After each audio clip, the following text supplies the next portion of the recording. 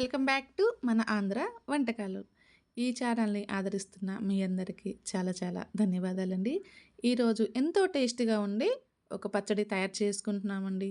ఒక్కసారి ట్రై చేయండి. ఎంత బావుంటుందంటే అంత బావుంటుంది. ఈ పచ్చడిని చపాతీలో, అన్నంలో, జొన్న రొట్టెలో ఎలా తిన్నా సూపర్‌గా ఉంటుందండి. ఒక్కసారి ట్రై చేశారంటే అస్సలు మర్చిపోరండి.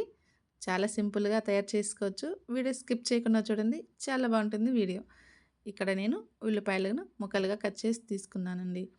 ఒక 6, 7 ఉల్లిపాయలైతే సరిపోతుంది. ఇప్పుడు ఒక రోలు తీసుకొని రోట్లో కొంచెం కొంచెం వేసుకుంటూ దంచుకోవాలి. నా దగ్గర అయితే చిన్న రోలు ఉంది కాబట్టి నేను కొంచెం కొంచెం వేసి దంచుతున్నాను. మీ దగ్గర పెద్ద రోలు గాని ఉంది అంటే కొంచెం ఎక్కువ క్వాంటిటీలో వేసుకొనైనా దంచుకోవచ్చు. ఇలాగా అన్నీ కచ్చా పచ్చగా దంచేసుకోవాలండి. చాలా తక్కువ ఇంగ్రీడియెంట్స్‌తో వాడొచ్చండి ఇందులో. ఎక్కువ ఏం వాడట్లేదు. ఇప్పుడు కారం వేసుకోవాలండి. ఒక 3 స్పూన్ల కారం అయితే సరిపోతుంది.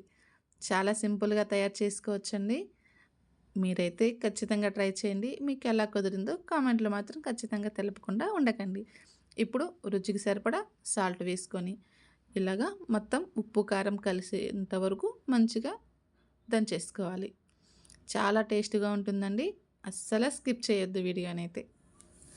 ఇలాగా పచ్చడి మొత్తం దంచేసుకున్నాక ఇప్పుడు శుభ్రంగా చేత్తో తీసుకొని పక్కన పెట్టేసుకోవాలండి. ఇది చూడండి ముద్దగా ఎంత బాగుంది కదా!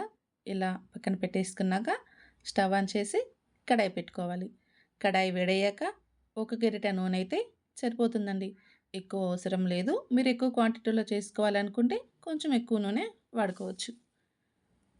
ఇప్పుడు పోపు దినుసులు గాని వేసుకున్నాక కొంచెం కరివేపాకు, 2 ఎండుమిరపకాయలు గాని తుంపి వేసుకొని దోరగా వేపుకోవాలి.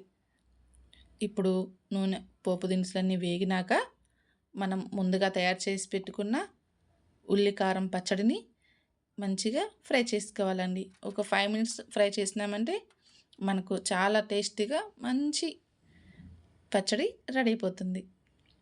చూడండి ఇలాగా వేపుకోవాలి. పచ్చి వాసన పోయేంత వరకు ఒక 5 మినిట్స్ వేపుకున్నామంటే కూరలు బోరు కొట్టినప్పుడు ఈ పచ్చడిని అయితే మీరు ఖచ్చితంగా ట్రై చేయండి. చాలా సింపుల్‌గా ఉల్లిపాయ కారం పచ్చడి తయారు చేసుకున్నాం కదా! ఇప్పుడు ప్లేట్‌లోకి తీసుకొని సర్వ్ చేసుకోవటమేనండి. మీరు గాని ఖచ్చితంగా ట్రై చేయండి. మీకెలా కుదిరిందో కామెంట్‌లో ఖచ్చితంగా తెలపండి. మీకు నచ్చినట్టుగా అన్నంలో అయినా, చపాతీలో అయినా, జొన్న రొట్టెలైనా ఎలా తిన్నా సూపర్‌గా ఉంటుందండి. ఇంకెందుకండి ఆలస్యం? లైక్ చేయండి, షేర్ చేయండి. ఇలాంటి మరిన్ని వంటల కోసం మన ఆంధ్ర వంటకాలను సబ్స్క్రైబ్ చేసుకోండి. Thank you for watching.